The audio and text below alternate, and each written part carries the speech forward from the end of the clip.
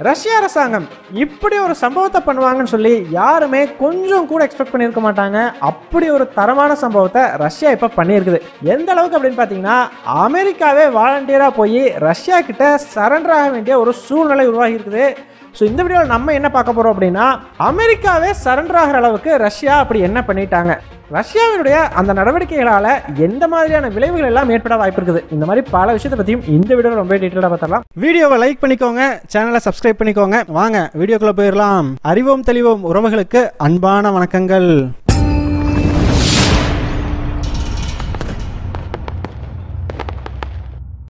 முதல் விஷயமா, சமீப காலமாக ரஷ்ய அரசாங்கம் மேற்குலக நாடுகளுக்கு எதிராக பல அதிரடியான சம்பவங்களை பண்ணிட்டு வர்றாங்க. ஈவன் நம்ம கூட ரஷ்ய உளவுத்துறையோட பல தரமான சம்பவங்களை நம்ம வீடியோலேயே டீட்டெயில்டாக பார்த்துருந்தோம். இந்த நிலைமையில் நம்ம யாருமே கொஞ்சம் கூட எக்ஸ்பெக்டே பண்ணியிருக்க மாட்டோம் இப்படி ஒரு விஷயத்த ரஷ்யா பண்ணுவாங்க அப்படின்னு சொல்லி. அப்படிப்பட்ட ஒரு விஷயத்த அமெரிக்காவுக்கு எதிராக இப்போ ரஷ்யா பண்ணியிருக்கிறாங்க. இதனால் பார்த்தீங்கன்னா இப்போ மொத்த அமெரிக்க அரசாங்கமுமே கதிகலங்கி போயிருக்குது அப்படின்னு தான் சொல்லி ஆகணும். அப்படி என்னப்பா ரஷ்யா பண்ணிட்டாங்க அப்படின்னு கேட்டிங்கன்னா, ஏமனில் இருக்கக்கூடிய ஹவுதி கிளர்ச்சியாளர்களுக்கும் இஸ்ரேலுக்கும் இடையில சமீப காலமாக பெரிய அளவுக்கு மோதல் தீவிரமடைஞ்சிக்கிட்டு வரதை நம்ம பார்த்துக்கிட்டு இருக்கோம் இல்லையா. இந்த மாதிரியான ஒரு சூழ்நிலையில் இந்த ஏமனினுடைய ஹவுதி கிளர்ச்சியாளர்களுக்கு ஆயுதங்களை வழங்கி உதவி செய்யறதுக்கு ரஷ்யா முடிவு பண்ணியிருக்கிறதா தகவல்கள் வெளியாகி இருக்குது. ஸோ இப்போ எல்லாத்துக்குமே ஒரு டவுட் ஒன்று வரும். ஏன்பா இஸ்ரேலுக்கும் ஹமாஸுக்கும் போர் ஆரம்பித்து பல மாதம் ஆயிடுச்சு, இப்போ திடீர்னு ரஷ்யா ஹவுதி கிளர்ச்சியாளர்களுக்கு உதவி பண்ணுறதுக்கான காரணம் என்ன அப்படின்னு கேட்டிங்கன்னா, ஆக்சுவலாக கடந்த ஜூன் 4ஆம் தேதி அன்னைக்கு உக்ரைன் அரசாங்கம் அமெரிக்காவினுடைய ஆயுதங்களை பயன்படுத்தி முதல் முறையாக ரஷ்யாவினுடைய பெலோகிராட் பகுதி மேலே தாக்குதல் நடத்தியிருந்தாங்க. ஸோ அமெரிக்கா அவங்க ஆயுதத்தை பயன்படுத்தி ரஷ்யாக்குள்ளே தாக்குதல் நடத்துறதுக்கு அனுமதி கொடுத்துருந்தாங்க இல்லையா, அதை பயன்படுத்தி நடத்தப்பட்ட முதல் தாக்குதல் அதுதான். ஸோ அந்த தாக்குதலோட உக்ரைன் நிறுத்தலைங்க. அதன் பிறகு பார்த்தீங்கன்னா கிரைமியா மேலே ஒரு தாக்குதல் நடத்தப்பட்டது. அதில் பொதுமக்கள் சிலர் உயிரிழந்தாங்க. இந்த தாக்குதலுக்கு பார்த்தீங்கன்னா ரஷ்ய அரசாங்கம் உக்ரைன் மேலே குற்றச்சாட்டு வைக்கல, அமெரிக்கா மேலே தான் குற்றச்சாட்டு வச்சாங்க. ஸோ அமெரிக்கா தான் இந்த தாக்குதலுக்கும் இந்த உயிரிழப்புகளுக்கும் பொறுப்பேற்றுக்கணும்.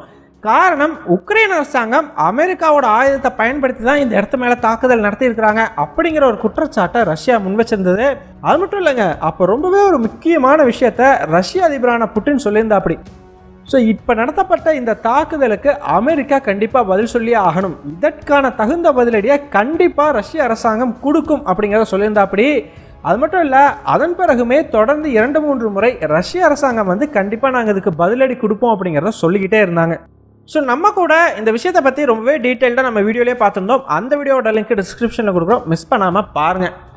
இந்த நிலைமையில் தாங்க ரஷ்யாவுடைய அந்த பதிலடி எப்படி இருக்குன்னு சொல்லி எல்லாருமே எதிர்பார்த்துக்கிட்டு இருந்த சமயத்தில் ஒரு நாள் ரஷ்ய அதிபரான புட்டினும் சவுதி இளவரசரான முகமது பின் சல்மானும் பேசிக்கிட்டதா சொல்லப்படுது. ஸோ எதை பற்றி பேசியிருக்கிறாங்கன்னு பார்த்தீங்கன்னா, ஹவுதி கிளர்ச்சியாளர்களுக்கு ஆயுதங்களை கொடுக்கறத பற்றி தான். ஸோ அதே எதற்காக ரஷ்யா சவுதி கூட பேசணும் அப்படின்னு கேட்டிங்கன்னா, சவுதிக்கும் ஹவுதிக்கும் சுத்தமாக ஆகாதுங்க. ஆனால் ரஷ்யாவும் சவுதியும் நட்பு நாடுகள். ஸோ இப்போ ரஷ்ய அரசாங்கம் ஹவுதி கிளர்ச்சியாளர்களுக்கு ஆயுதம் கொடுக்குறாங்க அப்படின்னா அது சவுதிக்கு பிடிக்காது இல்லையா. ஸோ அதனால தான் ஹவுதி கிளர்ச்சியாளர்களுக்கு ஆயுதங்களை கொடுக்கறதுக்கு முன்னாடி அதை பற்றி சவுதி கூட டிஸ்கஸ் பண்ணலாம்னு சொல்லி இந்த பேச்சுவார்த்தை நடந்ததாக சொல்லப்படுது. அது மட்டும் இல்லைங்க, ரஷ்ய அரசாங்கம் போன வருஷமே ஹவுதி கிளர்ச்சியாளர்களுக்கு ஆயுதங்களை கொடுக்கறத பற்றி யோசிச்சதா சொல்கிறாங்க. கடந்த டிசம்பர் மாதமே பார்த்தீங்கன்னா ஹவுதி கிளர்ச்சியாளர்களை சேர்ந்த ஒரு குழு ரஷ்யாவுக்கு விசிட் பண்ணியிருந்தாங்க. அது மட்டும் இல்லை, இப்போ சமீபத்தில் மார்ச் மாதம் கூட இப்படி ஒரு விசிட் அப்படிங்கிறது நடந்திருந்தது. ஆனாலுமே கூட இவ்வளவு நாட்களாக ஹவுதி கிளர்ச்சியாளர்களுக்கு ரஷ்யா எந்த ஒரு ஆயுதத்தையுமே கொடுக்கலங்க. அதுக்கு முக்கிய காரணம் என்ன அப்படின்னு பார்த்தீங்கன்னா, ஒரு பக்கம் சவுதி அரசாங்கத்தினுடைய நட்புறவை இழக்கிறதுக்கு ரஷ்யா தயாராக இல்லை. ஸோ ரஷ்யாவுக்கும் உக்ரைனுக்கும் போர் ஆரம்பித்த பிறகு பெட்ரோலியம் சார்ந்த பல விஷயங்கள்லையும் சவுதி அரசாங்கம் ரஷ்யாவுக்கு பெரிய உதவிகளை பண்ணியிருக்குது. ஸோ அதனால் இந்த மாதிரியான ஒரு சமயத்தில் ஹவுதி கிளர்ச்சியாளர்களுக்கு ரஷ்யா ஆயுதத்தை கொடுத்தா அது சவுதி கூட இருக்கிற ரஷ்யாவினுடைய நட்பை கேள்விக்குறியாக்கும். ஸோ இது முதல் காரணம். இதனால தான் கொடுக்காம வெயிட் பண்ணிக்கிட்டு இருந்தாங்க. ரெண்டாவது காரணம் என்ன அப்படின்னு பார்த்தீங்கன்னா, இஸ்ரேலுக்கும் ரஷ்யாவுக்கும் அவ்வளோ ஒன்றும் மோசமான உறவெல்லாம் இல்லைங்க. ரஷ்யாவை பொறுத்த வரைக்கும் இஸ்ரேல் நட்பு நாடும் இல்லை, எதிரி நாடும் இல்லை, ஜஸ்ட் அமெரிக்காவோட சப்போர்ட் இருக்கக்கூடிய ஒரு நாடு, அவ்வளோதாங்க. ஸோ இதனால் அப்படிப்பட்ட ஒரு நாட்டுக்கு எதிராக ஹவுதி கிளர்ச்சியாளர்களுக்கு ஆயுதத்தை கொடுத்தா தேவையில்லாமல் ஒரு நாட்டோட பகைமையை வளர்த்துக்க வேண்டியது இருக்கும். ஸோ அதனாலேயும் பார்த்தீங்கன்னா ரஷ்யா சரி எதுக்கு நமக்கு இந்த விஷயத்தில் தேவையில்லாத தலையீடு, நம்ம வந்து ஒதுங்கியே இருப்போம் அப்படிங்கிற மாதிரி ஒதுங்கியிருந்தாங்க. அதனால தான் இவ்வளவு நாட்களாக எந்த ஒரு உதவியுமே ஹவுதி கிளர்ச்சியாளர்களுக்கு ரஷ்யா பண்ணலை. ஆனாலுமே கூட தொடர்ந்து ஹவுதி கிளர்ச்சியாளர்கள் கூட ஒரு கான்டாக்டை மெயின்டைன் பண்ணிக்கிட்டே இருந்தாங்க. இதற்கு காரணம் எந்நேரத்தில் வேண்டுமானாலும் அவர்களுடைய உதவி ரஷ்யாவுக்கு தேவைப்படலாம். அப்படி தேவைப்பட்டுச்சுன்னா அதை பயன்படுத்திக்கணும் இல்லையா, அதுக்காக அந்த ஒரு ஆப்ஷனை கையிலே வச்சுருந்தாங்க. ஸோ இந்த நிலைமையில் தாங்க உக்ரைன் அரசாங்கம் அமெரிக்காவினுடைய ஆயுதத்தை பயன்படுத்தி ரஷ்யாவுக்குள்ளே தாக்குதல் நடத்துகிறாங்க. தாக்குதல் நடத்தினதையுமே அதற்கு பதிலடி கொடுக்கறதுக்கு என்னென்ன ஆப்ஷன்லாம் இருக்குதுன்னு ரஷ்யா பார்க்கும் பொழுது அவங்க கண்ணில் தெரிஞ்சால் பெஸ்ட் ஆப்ஷன் அப்படிங்கிறது இந்த ஹவுதி கிளர்ச்சியாளர்களுக்கு ஆயுதங்களை கொடுக்கறது தான். ஸோ அதனால தான் இப்போ ஆயுதங்களை கொடுக்க முன்வந்திருக்கிறதா சொல்லப்படுது. ஸோ யோசிச்சு பாருங்கள், ரஷ்யா உக்ரைன் போரில் ரஷ்யாவுக்கு எதிராக உக்ரைனுக்கு மேற்குலக நாடுகளே பூரா சேர்ந்து ஆயுதங்கள் கொடுக்குறாங்க இல்லையா. ஸோ இப்போ ரஷ்யாவோட லாஜிக் என்ன அப்படின்னா, அதே மாதிரி அமெரிக்கா ஆதரவோடு நடக்கக்கூடிய இந்த போரில் அமெரிக்காவுக்கு எதிராக ஹவுதி கிளர்ச்சியாளர்களுக்கு நான் ஆயுதம் கொடுப்பேன் அப்படிங்கிறது தான். ரஷ்யாவை பொறுத்த வரைக்கும் இந்த நடவடிக்கையினால் அவங்களுக்கு 2 மிகப்பெரிய லாபம் உண்டுங்க. ஸோ முதல் லாபம் என்ன அப்படின்னு பார்த்தீங்கன்னா, அமெரிக்காவுக்கு தகுந்த பாடம் புகட்டின மாதிரி இருக்கும். ஸோ ரஷ்யாவை பொறுத்த வரைக்கும் ரஷ்யா மேலே கை வச்சா என்ன நடக்கும் அப்படிங்கிறத அமெரிக்காவுக்கு காட்டணும் அப்படின்னு சொல்லி அவங்க நினச்சாங்க. ஸோ அதற்கு தகுந்த பதிலடியாக இந்த நடவடிக்கை அப்படிங்கிறது இருக்கும். ஸோ ஒன்ஸ் ஹவுதி கிளர்ச்சியாளர்கள் ரஷ்யாவோட அட்வான்ஸ்டு மிசைல்ஸ் எல்லாம் பயன்படுத்தி செங்கடல் மேலே தாக்குதல்களை நடத்த ஆரம்பித்தாங்க அப்படின்னா அது அமெரிக்காவுக்கு மிகப்பெரிய தலைவலியாக மாறும்.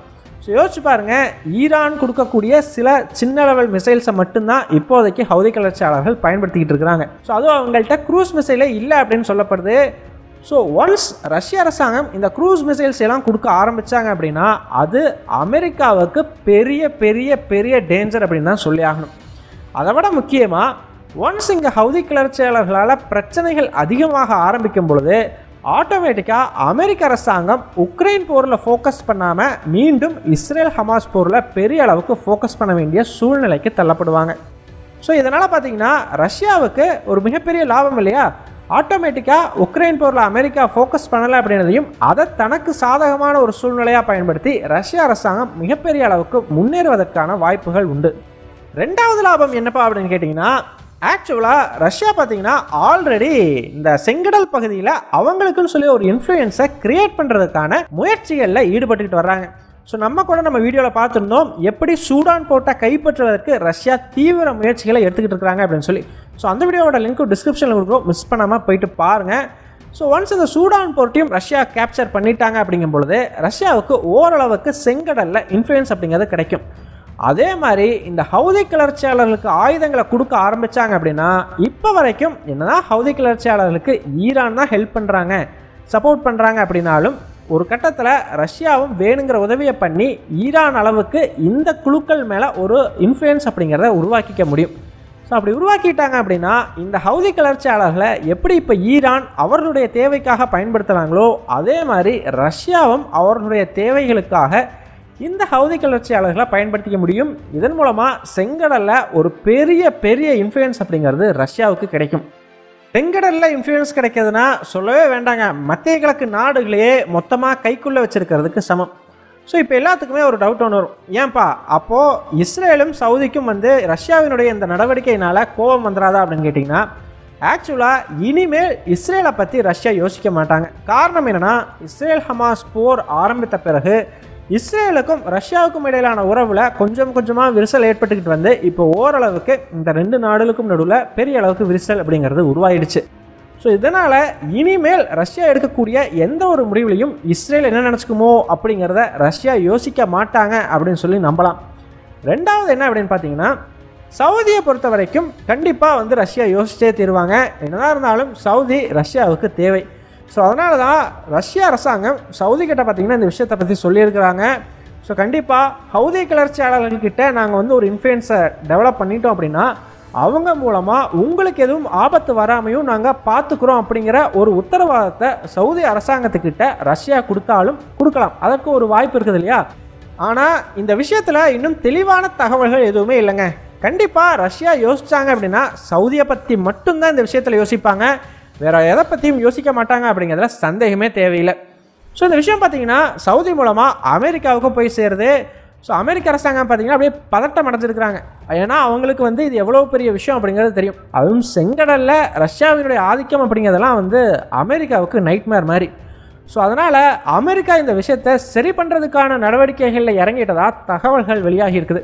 அது என்னப்பா சரி பண்ணுற நடவடிக்கை அப்படின்னு கேட்டிங்கன்னா, வேறு என்னங்க, ரஷ்யா கிட்ட சரண்டர் ஆக வேண்டியது தான். அதை விட்டால் அமெரிக்காவுக்கு வேறு ஆப்ஷனே கிடையாது. ஸோ இப்போ அமெரிக்கா வந்து வேறு ஒரு நாட்டை நடுவில் வச்சு, அதாவது மூன்றாவதாக ஒரு நாட்டை குறுக்க வச்சு ரஷ்யா கூட பேச்சுவார்த்தைகளை ஆரம்பிச்சிட்டதா சொல்லியிருக்கிறாங்க. அந்த மூன்றாவது நாடு எது அப்படின்னு கேட்டிங்கன்னா, மோஸ்ட்லி என்னோட கெஸ் என்ன அப்படின்னா, ஒன்று சவுதி அரேபியா இல்லைனா UAE, இந்த 2 நாட்டு தாங்க ஏதோ ஒன்று இருக்கும். ஸோ மோஸ்ட்லி சவுதி அரேபியாவாக தான் அந்த நாடு இருக்கணும் அப்படிங்கிறது என்னோட கெஸ்ஸு. ஸோ என்ன பேசுவாங்க, என்ன மாதிரி பேச்சுவார்த்தைகள் போக வாய்ப்பு இருக்குது அப்படின்னு கேட்டிங்கன்னா, ரொம்பவே சிம்பிளுங்க. ரஷ்யா தெளிவாக ஒன்று சொல்லுவாங்க, சரிப்பா நான் ஹவுதி கிளர்ச்சியாளர்களுக்கு ஆயுதங்களை கொடுக்கல, நீ உக்ரைன் வந்து உன்னுடைய ஆயுதத்தை பயன்படுத்தி ரஷ்யாவுக்குள்ளே தாக்குதல் நடத்துகிறான்னு சொல்லியிருக்கிறீங்கள, அதையே வாபஸ் வாங்க, இல்லை அப்படின்னா நான் கண்டிப்பாக ஹவுதி கிளர்ச்சியாளர்களுக்கு ஆயுதம் கொடுப்பேன் அப்படின்னு சொல்லி பேசுவாங்க. அமெரிக்கா பார்த்திங்கன்னா பயங்கரமாக லாக் ஆகிட்டாங்க அப்படின்னு தான் சொல்லி ஆகணும். ஸோ அமெரிக்காவை பொறுத்த வரைக்கும் இது ரொம்பவே தர்ம சங்கடமான ஒரு சூழ்நிலை. ஸோ ரஷ்யா சொன்னதுக்கு ஒத்துக்கிட்டு அவங்க வந்து இந்த வாபஸ் வாங்கினாங்க அப்படின்னா, ரஷ்யா தொடர்ந்து அமெரிக்காவை பயமுறுத்துறதுக்காகவே இந்த ஹவுதி கிளர்ச்சியாளர்களுக்கு ஆயுதம் கொடுப்பேன் அப்படிங்கிறத சொல்லுவாங்க. ஸோ இதை அமெரிக்கா எப்படி டீல் பண்ணுவாங்க அப்படிங்கிறது தெரியல. ஸோ அதை நம்ம வெயிட் பண்ணி தான் பார்த்தாங்க.